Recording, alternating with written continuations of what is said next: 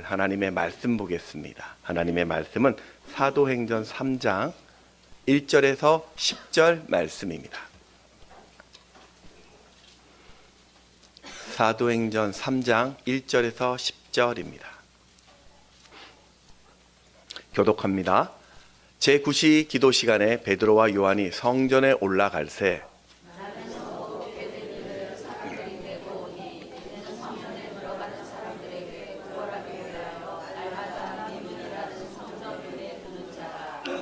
그가 베드로와 요한이 성전에 들어가려 함을 보고 구걸하거늘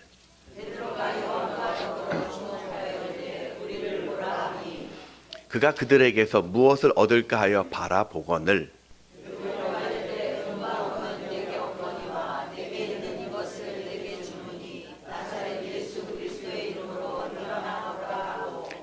오른손을 잡아 일으키니 발과 발목이 곧 힘을 얻고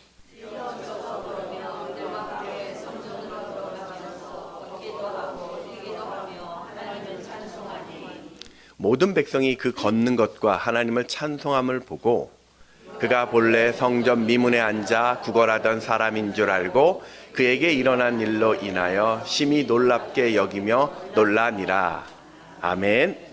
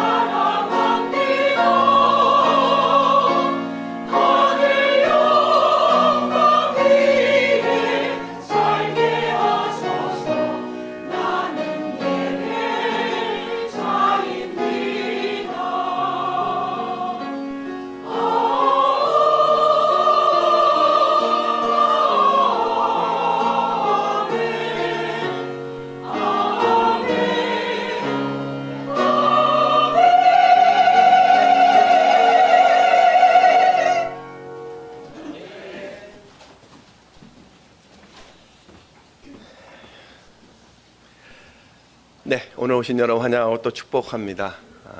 네. 우리 현대 의학의 그 발달은 우리 삶에 인체에 큰 영향을 미쳤죠. 항생제의 발견으로 감염병 그 치료의 혁신을 가져오게 되었고, 인슐린의 발견으로 당뇨병 환자의 삶이 개선되었고, 또 모르핀의 발견은 통증 관리의 혁명이 일으켰습니다.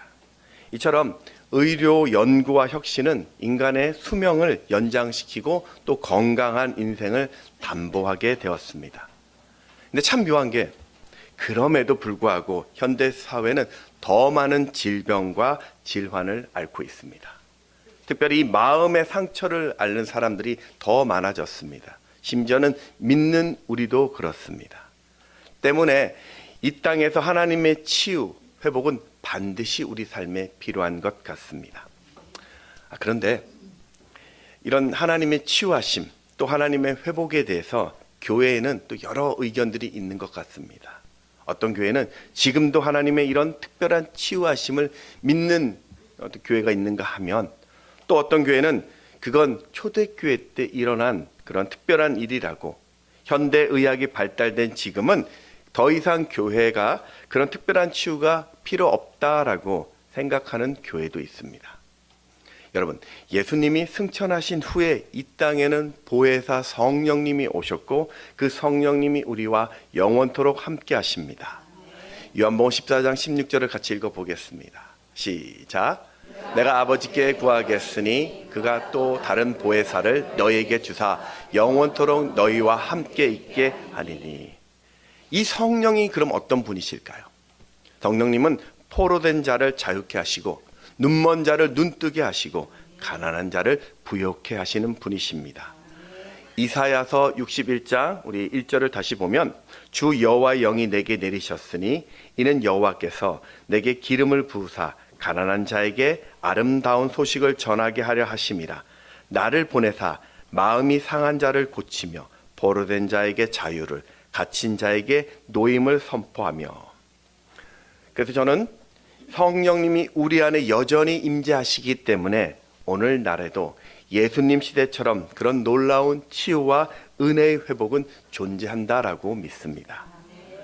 물론 그렇다고 해서 현대의 그 의료 기술을 불신한다라는 말이 아니라, 성령의 특별한 치료하심이 있음을 우리는 부정하지 않아야 된다라고 말씀드리는 겁니다. 오늘 저는 여러분이 의료적인 또 치료를 통해서 치유와 회복을 누리시고, 아울러 하나님의 특별하신 그 섭리로 치유되는 은혜의 기적도 누렸으면 좋겠습니다. 자, 우리 옆에 계신 분들에게 이렇게 한번 인사했으면 좋겠습니다. 하나님은 우리를 고치십니다.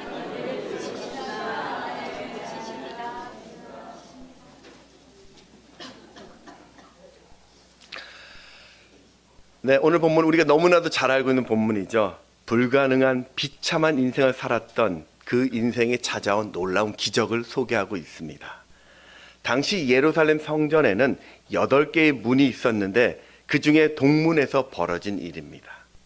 역사가였었던 요세푸스는 이 동문은 은으로 도금되어 있고 금으로 장식되어서 다른 성문들보다 더 진귀한 성문이라고 적었습니다. 알려진 바에 의하면 이 동문은 다른 성문보다 더 화려했고 웅장해서 사람들이 그 아름다움에 취해서 아름다운 미자를 써서 미문이라고 불렀던 겁니다. 이곳에는 날 때부터 한 번도 걷지 못했던 장애를 가진 40살의 연약한 사람이 있었습니다. 그는 가진 재산 하나 없이 늘 누군가의 손에 들려져 이곳에 와서 구걸하던 사람입니다. 누구도 그를 인정해 주지 않았습니다. 그에게는 인생의 꿈도 없었습니다. 미래도 없이 늘 공허하게 살았습니다. 하루하루 사람들이 던져주는 동전만 쳐다보는 외로움 가득한 인생이었습니다. 혹시 오늘 내 인생이 그렇진 않습니까? 나는 열심히 앞을 달려보고 뛰고 싶은데, 그렇게 앞으로 나가고 싶은데 늘 내 앞에 가로막히는 장애물이 있지 않습니까? 다람쥐 쳇바퀴 돌듯이 똑같은 자리에 서 있지 않습니까? 생각지도 못한 그 질병 때문에, 아픔 때문에 절망의 감옥에 갇혀 있지는 않습니까? 감사한 것은 그런 인생의 기적이 있었습니다. 모든 상황이 반전되는 은혜가 있었습니다. 오늘 저는 도대체 무슨 일이 일어났는지 이 성경을 통해서 공고한 내 인생에 찾아오는 이 놀라운 기적을 내가 어떻게 누릴 수 있을지 세 가지로 짧게 살펴보겠습니다. 첫 번째는 하나님을 바라보는 것입니다. 기적은 하나님을 바라볼 때 시작됩니다. 이 120명의 성도들이 마가의 다락방에서 기도한 지 10일 만에 성령이 부어졌고 이후 그들은 놀라운 인생을 살게 됩니다. 방언으로 하나님의 큰 일을 말했고 하루 3,000명이 예수 믿는 일이 벌어졌습니다. 가는 곳마다 기적이 일어났고 예수 믿는 자들이 칭찬을 받으며 날마다 구원을 더했습니다. 그날도 구걸하던 이 미문 앞에 있었던 이 사람이 그 베드로와 요한을 만납니다. 그리고 그들을 바라보았습니다.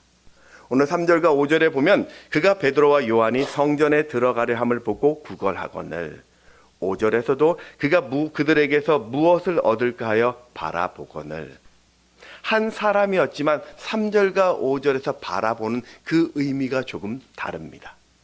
3절에서 베드로와 요한을 바라보았다라는 이 말은 별 뜻 없이 의미 없이 스쳐가는 그런 사람을 바라보았다라는 뜻입니다. 그런데 5절에서 바라볼 때는 무엇인가를 기대하면서 집중하면서 보았다는 뜻입니다. 우리가 가만히 보면 내 삶에 기적이 일어나려면 두 가지 전제 조건이 성립되어야 합니다. 하나는 누군가를 기대함으로 집중하면서 바라보아야 합니다. 그리고 또 한 가지는 그 바라본 대상이 충분히 능력자이어야 합니다. 이 탈무드에 보면 유대인들의 남자들은 13살이 되면 성인이 됩니다. 그들은 1년에 한 번씩 꼭 예루살렘 성전에 가서 종교적인 의무를 다해야 했습니다. 그렇다면 오늘 이 베드로와 요한도 이미 13살 때부터 1년에 한 번씩은 이 예루살렘 성전에 왔을 것이고 그렇다면 나면서부터 걷지 못했던 이 거리를 이전에도 보았을 것입니다. 그런데 지금은 그 여느 때와 바라보는 것이 달랐습니다. 우리 4절 말씀을 같이 한번 읽어보겠습니다. 시작. 베드로가 요한과 더불어 주목하여 이르되 우리를 보라 하니 이전에 베드로와 요한은 불쌍한 사람에게 동전 하나 주어야 되겠다 그런 마음으로 그 거린을 바라보는 것이 전부였습니다. 그런데 지금은 이 베드로와 요한의 눈에 그에게 진짜 필요한 것이 무엇인지를 보았습니다. 그 영혼이 너무나 불쌍하기 때문에 그가 치유되기를 간절히 보게 된 것입니다. 여러분, 베드로, 요한 이게 말이 됩니까? 베드로는 얼마 전까지만 해도 예수님이 붙잡히셨을 때 3번이나 부인했던 자입니다. 스승 예수가 십자가에 못 박힐 때는 잽싸게 도망쳤던 겁쟁이였습니다. 그는 언제나 자신의 안위만 생각했던 사람이었습니다. 그런 그가 어떻게 누군가를 국률의 마음으로 바라볼 수 있겠습니까? 바로 이게 성령이 그에게 주신 마음이었습니다. 이 사람은 내 삶의 중심이 무엇이냐에 따라서 똑같은 사람을 보더라도 보는 것이 다릅니다. 이 안경업에 종사하시는 안경을 하시는 분들은 사람을 볼 때 안경에 관심을 가지게 됩니다. 미용을 하시는 분들이 똑같은 사람을 보더라도 헤어스타일에 주목을 하게 되고요. 또 옷가게를 운영하시는 분들은 그가 입은 옷에 관심을 두게 되고 신발을 판매하시는 분들은 그 신발부터 보게 되죠. 그것처럼 성령이 내 삶의 중심이 되면 성령이 이끄시는 그 시선에 주목하게 됩니다. 성령 충만했었던 베드로와 요한은 지금 자신의 시선으로 본 것이 아니라 성령의 시선으로 보고 있었습니다. 그렇게 주님의 시선으로 바라볼 때 기적의 역사는 시작되는 것이죠. 여러분, 우리가 살다 보면 성령님은 믿는 우리에게도 이전에 보지 못했던 것을 보게 하실 때가 있습니다.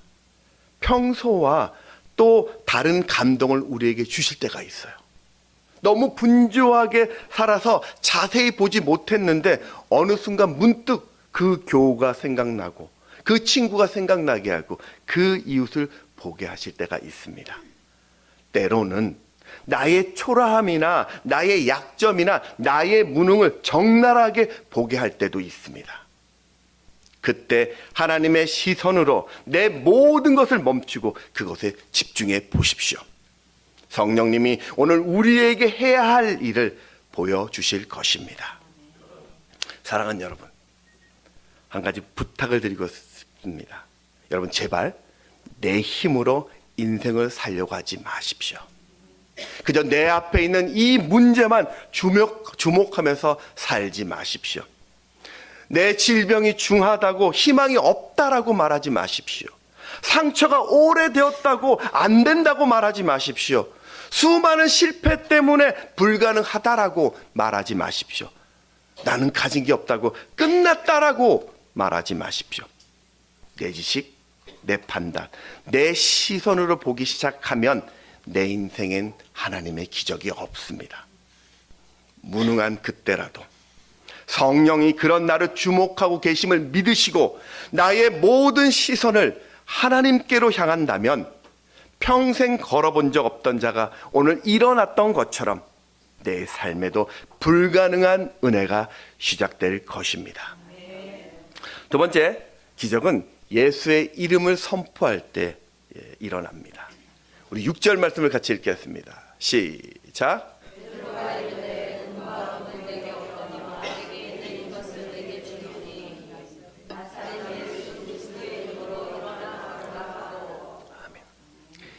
이 민문에 앉아 있었던 이 사람은 그냥 자기가 어떤 감기나 몸살 정도 아픈 것이 아니었습니다. 시간이 흐르면서 자연적으로 회복되는 그런 질병에 걸린 사람이 아닙니다. 나면서부터 40년 동안 한 번도 걷지 못한 치명적인 장애를 가진 사람이었습니다. 그런데 그런 사람 보고 일어나 걸으라고요?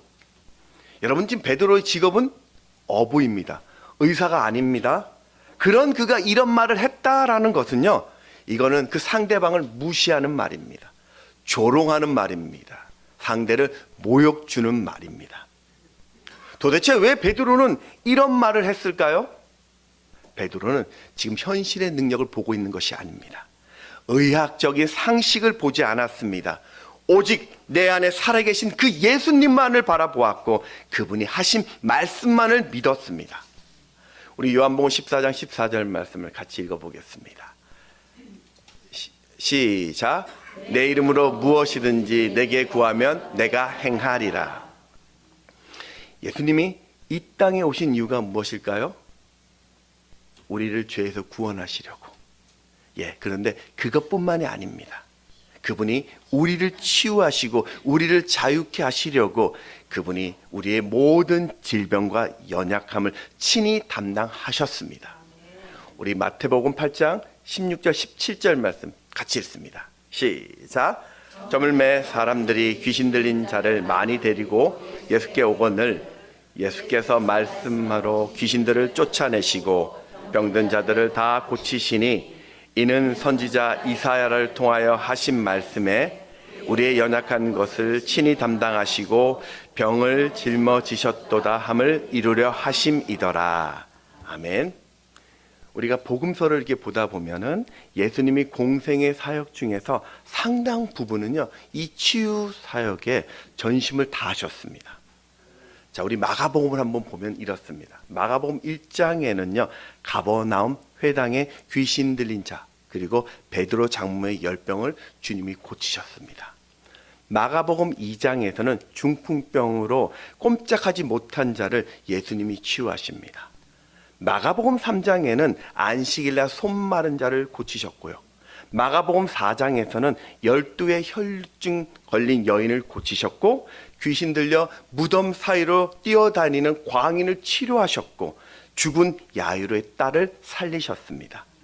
마가복음 6장에는 게네사렛 마을에서 귀신 들린 자를 그 병든 자를 치유하십니다. 마가복음 7장에는 귀먹고 말 더듬는 자를 고치셨고 수로보니게 여인의 딸을 고치십니다.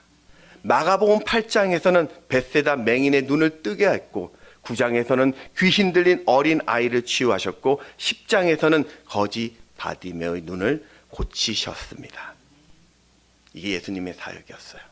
중요한 것은 예수님이 성령님이 오시면 그 예수가 하셨던 그 일을 너희도 할 것이라고 약속하셨습니다. 요한복음 14장 12절 말씀을 다시 읽습니다. 시작. 내가 진실로 진실로 너희에게 이르노니 나를 믿는 자는 내가 하는 일을 그도 할 것이요 또한 그보다 더 큰 일도 하리니 이는 내가 아버지께로 감이라. 아멘. 실제로 성령 충만했던 베드로는 8년 된 중풍병자 애니아를 치유하고 죽은 다비다를 살리고 심지어 베드로의 그림자만 밟아도 병이 낫는 역사가 일어났습니다. 여러분, 베드로는 하나님으로부터 어떤 특별한 의술을 배운 것이 아닙니다. 베드로는 어떤 특별한 약을 얻은 것이 아닙니다. 하나님으로부터 특별한 능력을 전수받은 것이 아니었습니다. 그는 단지 성령님이 오시면 예수님이 하신 그 일을 할 수 있다라는 약속을 믿고 예수의 이름을 선포했더니 기적이 일어났습니다. 맞습니다, 여러분. 예수 그리스도의 이름으로 서는 곳에 구원이 있습니다. 예수의 이름을 부르면 어둠이 물러갑니다. 그 예수의 이름이 선포되는 곳마다 반드시 소망이 있습니다. 왜냐하면 그 예수가 기적의 주인공 되시기 때문입니다. 사무엘상 우리 17장에 보면 블레셋과 이스라엘 백성들의 전쟁하는 장면이 나옵니다. 우리가 잘 알고 있는 본문인데요. 그 블레셋의 대장이 거인 골리앗이었습니다.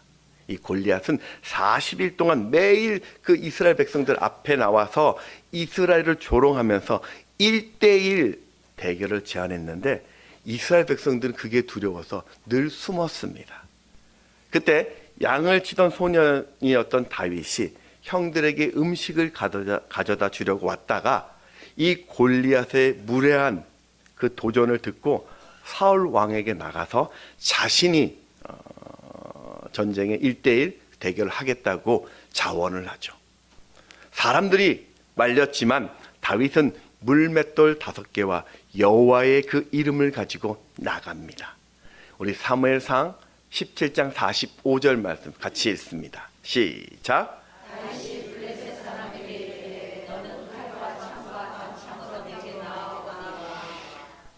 나는 만군의 여호와의 이름 곧 내가 모욕하는 이스라엘 군대의 하나님의 이름으로 내게 나아가노라. 이 전쟁의 결과는 우리가 잘 알고 있습니다. 다윗은 물매로 돌을 던져서 골리앗 이마를 맞췄고 골리앗의 칼을 빼어 목을 베어 이 전쟁에서 승리를 하게 됩니다. 무엇으로요? 예수의 이름으로요. 하나님의 이름으로 한 일이었습니다. 전주에는 전주 예수병원이 있습니다. 국내에서 가장 오래된 선교 의료기관입니다. 1898년 11월 3일 미국에서 온 마티 잉골드라는 평신도 여의사에 의해서 전주 성문 밖에 은송리라는 작은 한옥에서 이 병원이 시작합니다. 이분은 볼티모어 의대를 수석으로 졸업하고 5년 동안 기도하면서 자신의 선교지를 물었다고 합니다. 그리고 하나님의 음성을 듣고 한국에 오게 되는데 그분이 파송받을 때 하나님의 음성을 듣고 기도 가운데 음성을 들었기 때문에 한국에 가는 것이 조금도 두렵지 않다라고 말하고 한국 조선 땅을 밟습니다. 사실 이 병원은 처음부터 예수병원이 아니었습니다. 원래는 이 미국 남장로에서 설립을 했고 후원을 했기 때문에 남장로의 진료소라고 불려졌습니다. 당시 전주에 도립병원들이 있었는데 주로 일본인들이나 이 부자들만 제대로 진료를 받았고 이 가난한 서민들은 오히려 인턴들의 인체 실습 대상으로 생각되던 때였습니다. 이 마티 앙골디 선교사님은 그 열악한 환경 속에서도 기초 위생과 청결을 철저히 유지하면서 예수의 이름으로 모든 환자들을 차별하지 않았고 친절히 돌보았습니다. 예수님의 사랑으로 소외된 자들을 진료하기 시작했고 예수의 이름을 전하는 그 모습을 보면서 그 시민들이 자발적으로 저 병원을 예수병원이라고 부르고 그것이 오늘날의 전주 예수병원이 되었습니다. 한 번은 이 병원이 불이 나서 전소가 되었습니다. 그러자 그 전주 시민들이 자발적으로 헌금을 해서 다시 그 병원을 세웠다고 합니다. 우리 골로새서 3장 17절 말씀을 같이 읽습니다. 시작. 또 무엇을 하든지 말에나 이래나 다 주 예수의 이름으로 하고 그를 힘입어 하나님 아버지께 감사하라. 아멘. 하나님은 우리가 이 땅에서 영원한 승리자로 살기를 원하십니다. 세상 사람들은 불가능하다, 그 불가능을 만나면 좌절하지만 하나님은 믿음의 사람들은 예수의 이름으로 그 불가능을 뛰어넘는 자가 되기를 원하십니다. 오늘 낙심의 골리앗이 내게 다가올 때, 그 절망의 골리앗이 다가올 때, 두려움의 골리앗이 다가올 때, 분노의 골리앗이 다가올 때, 여러분 잊지 마십시오. 여러분 안에는 온 우주를 창조하시는 하나님이 계십니다. 그러니 더 이상 초라한 나를 묵상하지 마시고 무엇을 하든 예수의 이름으로 일어서십시오. 하나님은 선포된 그 예수의 이름으로 산을 무너뜨려 평지가 되게 하실 것이고 인생의 그 거대한 골리앗을 내 손에 쥐어진 이 작은 물맷들로 능히 쓰러뜨리실 것입니다. 마지막 세 번째는 기적은 내 손을 내밀 때 일어납니다. 우리 7절 8절 말씀을 같이 읽습니다. 시작. 오른손을 잡아 일으키니 발과 발목이 곧 힘을 얻고 뛰어서서 걸으며 그들과 함께 성전으로 들어가면서 걷기도 하고 뛰기도 하며 하나님을 찬송하니. 예수의 이름이 선포된 이 베드로는 이제 40년 동안 걷지 못하던 자의 손을 붙잡아 세웁니다. 놀라운 것은 이 40년 동안 한 번도 쓰지 않았던 근육들이 그때 힘이 생기기 시작했고 구부러져 있던 그 뼈들이 펴지며 또 자라면서 일어나게 된 것입니다. 여러분, 우리가 사실 오늘 3장 그 6절 말씀처럼 예수의 이름으로 일어나라, 걸어라 라고 선포하는 것까지는 우리가 누구도 할 수 있어요. 그런데 그의 손을 붙잡아 일으켜 세우는 것은 이거는 또 다른 문제입니다. 만약에 베드로가 그의 손을 붙잡았는데 아무 일도 일어나지 않았다면 이거 어떻게 될까요? 지금 베드로 주변에는 사람들이 있었습니다. 그들은 치유 불가능한 자들을 향하여 베드로가 선포했었던 그 말씀을 주목하고 있었어요. 그런데 아무런 일도 일어나지 않는다면 베드로는 지금 당장 사기꾼이 되는 거예요. 예수가 가짜가 되는 것입니다. 그런데 베드로는요, 지금 그 손을 잡아 일으켜 세웠다라는 것은요, 그는 흔들리지 않는 믿음의 행동이었습니다. 아마도 그에게는 성령의 음성을 들었을 것입니다. 베드로는 예수의 이름으로 구하면 무엇이든지 이루어진다는 것을 믿었습니다. 의학적으로는 불가능하지만 예수의 이름으로 이 사람이 치유될 수 있을 것이라는 믿음이 있었습니다. 그래서 의심하지 않았고 손을 내밀 수 있었습니다. 여러분, 이게 바로 예수 믿는 믿음입니다. 우리 16절 말씀을 같이 읽습니다. 시작. 그 이름을 믿음으로 그 이름이 너희가 보고 아는 이 사람을 성하게 하였나니 예수로 말미암아 난 믿음이 너희 모든 사람 앞에서 이같이 완전히 낫게 하였느니라. 아멘. 여러분, 우리가 믿음 이야기합니다. 믿음이라는 것은요, 하나님이 할 수 있다, 할 수 없다를 내 머리로 계산하는 것이 아닙니다.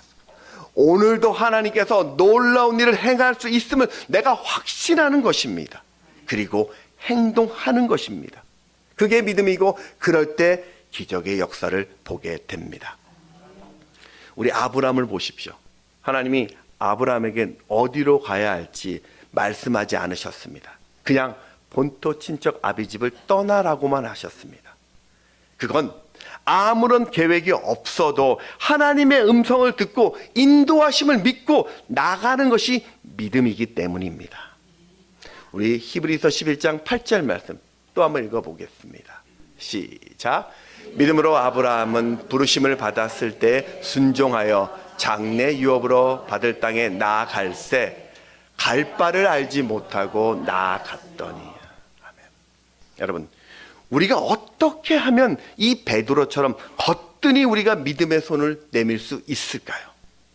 어떻게 하면 나는 의심하지 않고 이 약속을 붙들고 믿음으로 행동할 수 있을까요?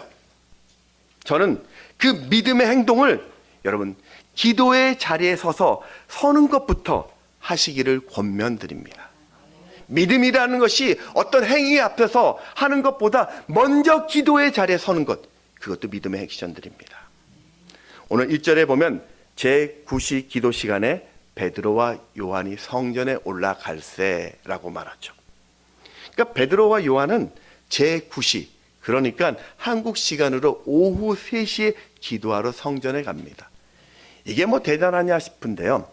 유대 땅에서 오후 3시는요 아주 뜨거운 시간입니다. 그래서 대부분의 유대인들은 이 시간에는 집에서 더위를 피해 쉬는 시간이었습니다.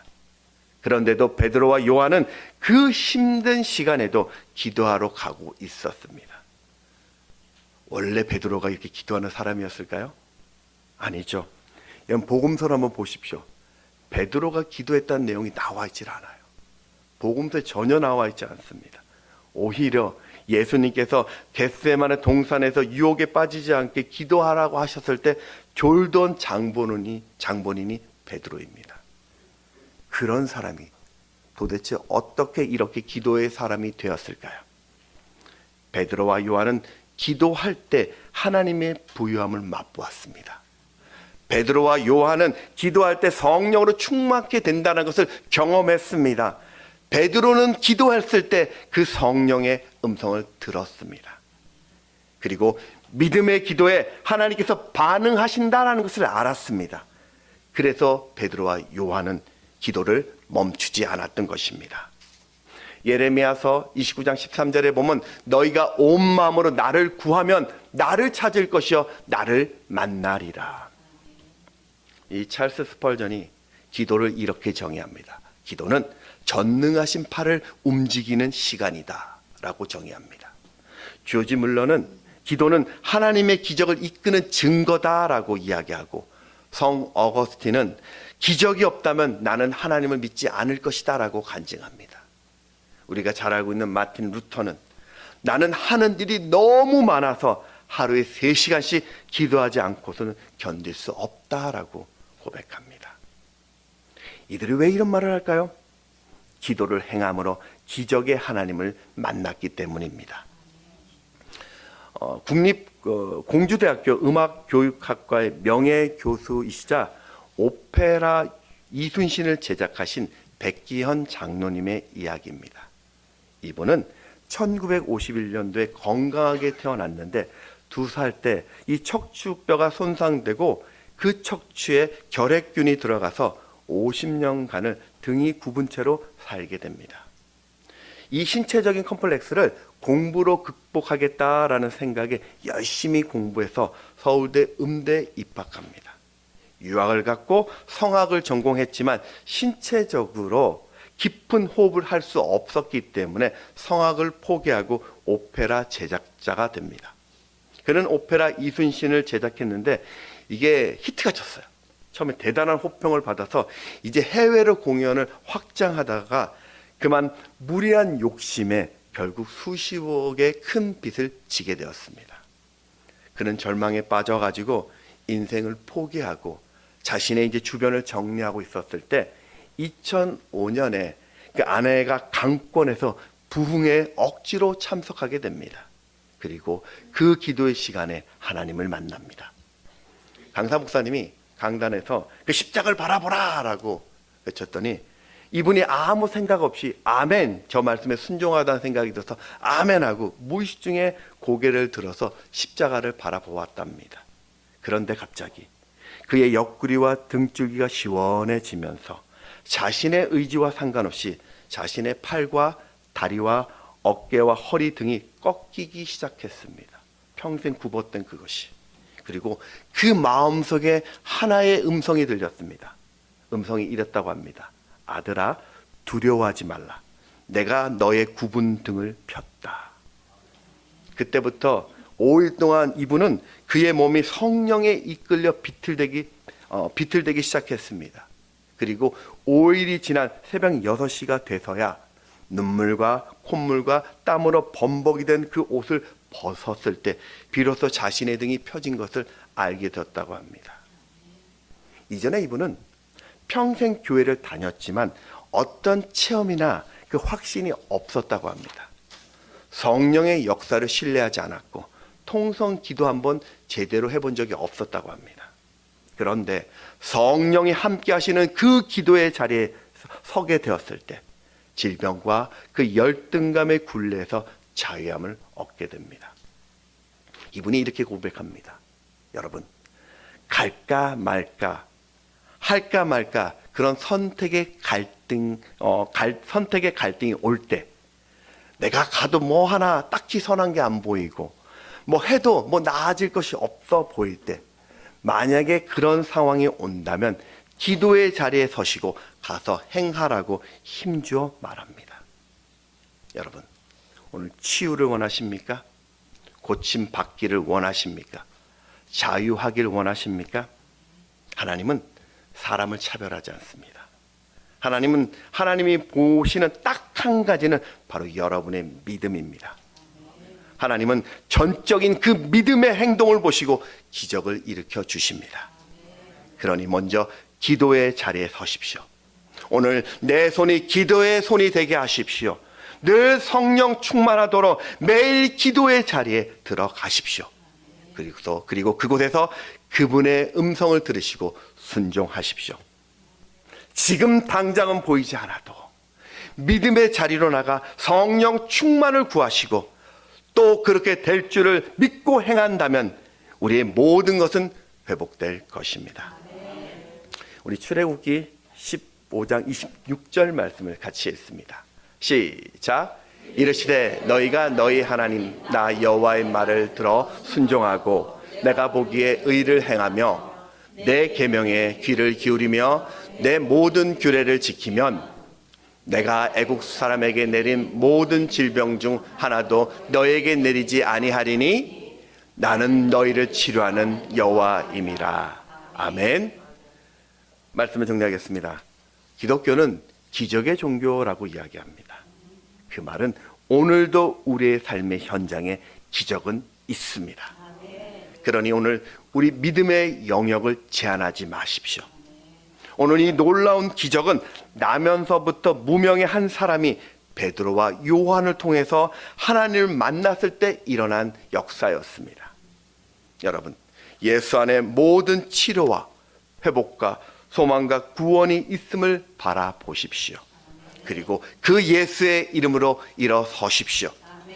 끝까지 그 기도의 자리에 서서 믿음으로 손을 내밀어 성령 충만을 받으십시오. 그 하나님의 음성을 들으십시오.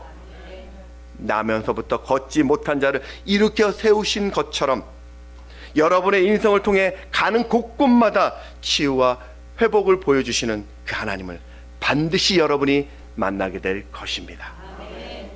찬양하겠습니다.